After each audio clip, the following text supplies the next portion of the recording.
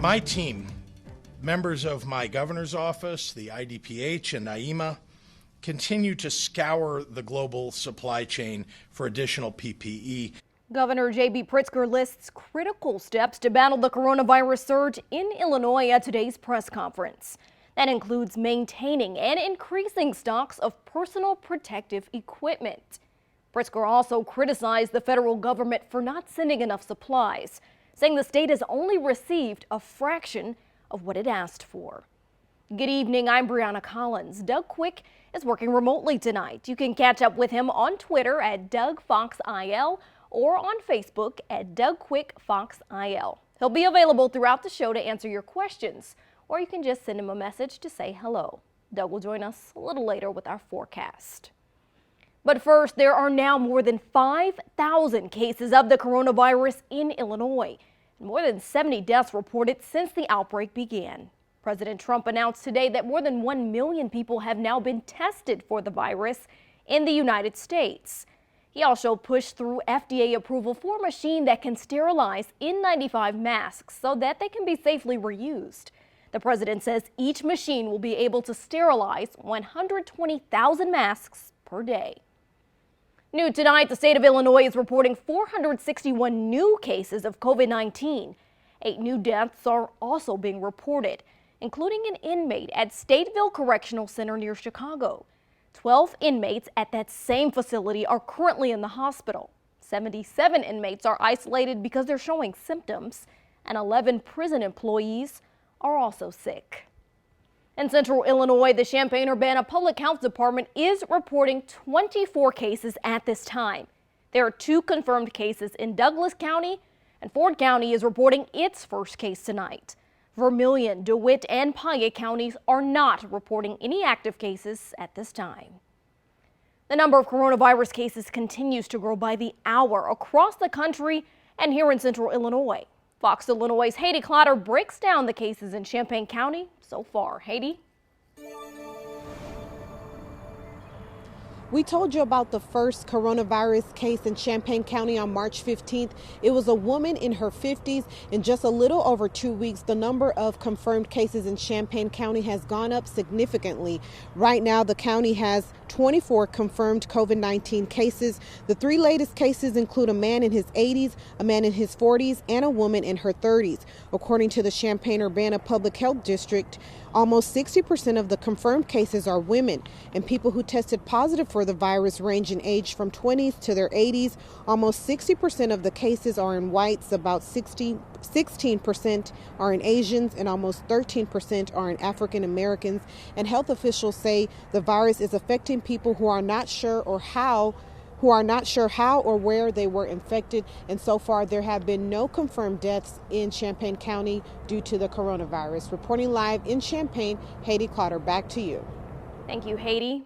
12 seniors at a Taylorville apartment complex have tested positive for COVID-19. 2 of them are currently in the hospital. Fox Illinois' Tessa Bentulin explains what we know so far. Now, those 12 people live here at the Rolling Meadows Senior Living Facility, and one of those residents is in the ICU at Springfield Memorial, and health officials say that their conditions declined overnight. Another resident is at the Taylorville Memorial Health. They are in stable condition. The rest of the elders have been instructed to quarantine in their individual rooms. Christian County health officials say the seniors are following the instructions to stay safe and get healthy. People have been very responsive, very cooperative. They really want to keep the community safe, so there's been no issues. Each person in this senior living facility is considered to be at high risk for COVID-19 because of their age. Larson says her nurses are working with the residents who tested positive to see if they have any underlying medical issues. Now, 22 people total currently live at this apartment complex.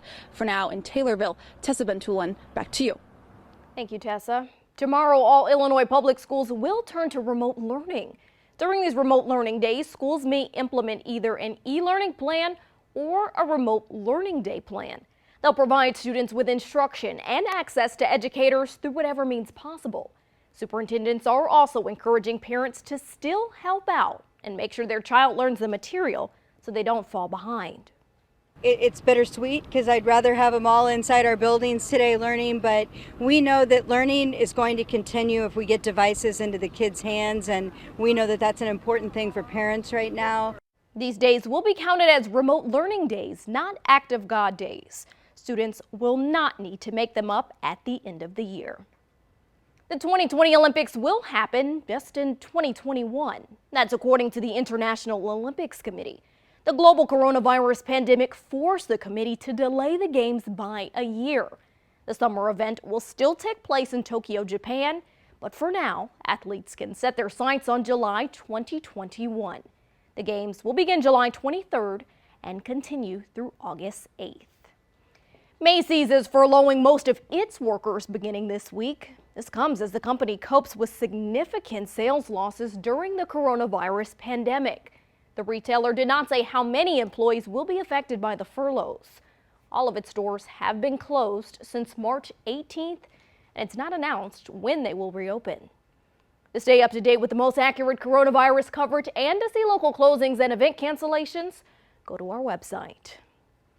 The man accused of killing a mother and daughter in St. Joseph Township over the weekend now faces 8 counts of murder. Now, this man, Jonathan Perry, made his first court appearance this afternoon. According to the Champaign County Sheriff's Office, Perry shot and killed 54-year-old Kimberly Coyne and her 24-year-old daughter, Blair Coyne. The two were found dead in a home just after 4 Sunday morning after someone requested a welfare check on the two. Court records also show Perry was in trouble with the law in 2011. He faced unlawful use of a weapon charges, which were dismissed, and pled guilty to driving under the influence. 2 people are recovering after a Saturday shooting in Danville. It happened just before 12:30 in the 1200 block of Cone Drive. It's reported that a man was seen shooting at a car. A 29-year-old man and a 22-year-old woman were both inside that car at the time. According to investigators, both victims are expected to be okay. The suspects reportedly drove off in a red car. I'm Scott Thuman in Washington with a new push by lawmakers to help people struggling to pay their housing costs and emergency action by the FDA to approve a drug that could help treat coronavirus patients. Today we're topping out at 60 degrees plus by the mid to late afternoon. Tomorrow it's not looking quite as warm or sunny. I'll let you know what to expect with a Storm Team forecast coming up. You're watching Fox Illinois Live with Brianna Collins, Doug Quick, and Sports with Nico Hefflinger.